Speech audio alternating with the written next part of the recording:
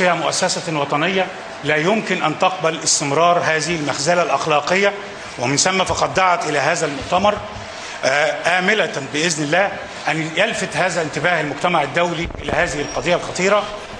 ويسعدني أن أقدم السيدة السفيرة ميرفت تلاوي رئيسة المجلس القومي للمرأة لتقدم كلمتها بهذا الصدد. I'm happy to present Ambassador Mervet Talawi, the chairman of the National Council of Women.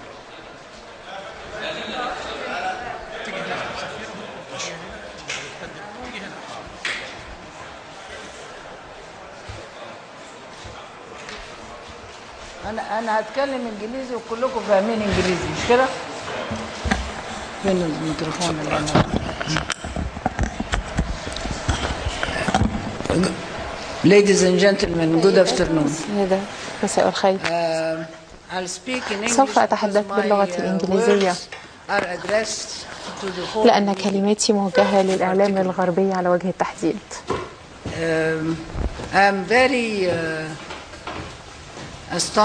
أنا مندهشة من الموقف الذي اتخذته الكثير من وسائل الإعلام، سواء كانت CNN أو BBC أو فرانس 24. لقد اتخذوا موقفا متميزا للغاية فيما يتعلق بالثورة الأخيرة. لا هو مش لازم يترجم. انتوا عاوزين ترجمة؟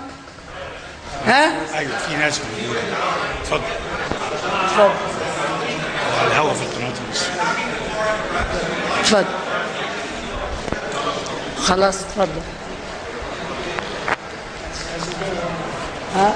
كملوا حضرتك هيكمل بعد كده. اوكي فاين. لذا it can happen once that the foreign media would not have the exact information. أن وسائل الإعلام لم يكن لديها المعلومات الفعلية، ولكن لكي يتكرر هذا بشكل يومي وبشكل مستمر فيما يتعلق بثورة 30 من يونيو فهذا غريب. ولكن استمرارها في هذا الخطأ في التغطية لا يمكن أن يستمر. The issue of using children إن مسألة استخدام الأطفال and women as human shield كدروع بشرية in the demonstration of the Muslim Brotherhood or the Islamic groups.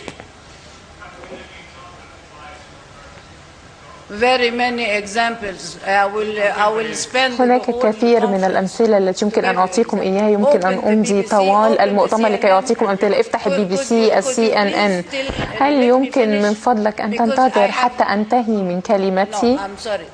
I'm sorry. If this is your attitude, أعتذر. إذا كان هذا موقفك إذا ليس هناك حاجة لوجودك هنا. نحن نقول ما نشعر به وما نراه بشكل يومي. من فضلك لا تقاطعني الآن. هناك وقت لتوجيه الأسئلة في وقت لاحق. إن النساء والأطفال يتم استخدامهم كدروع بشرية.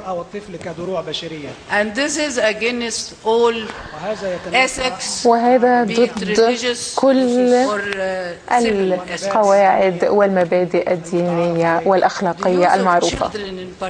إن استخدام الأطفال على وجه التحديد وكذلك يرتدون ملابس وكفن هو يتعارض مع كل المعاهدات الدولية وهو ضد وحتى ضد استخدام الأطفال في الصراعات المسلحة. فهذا يجعل الأطفال جيل جديد من الإرهابيين، بينما الإعلام الغربي لم يتحدث عن هذا.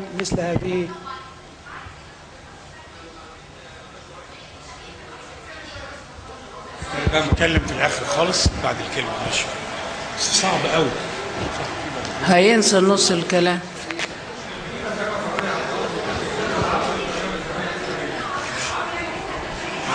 Okay.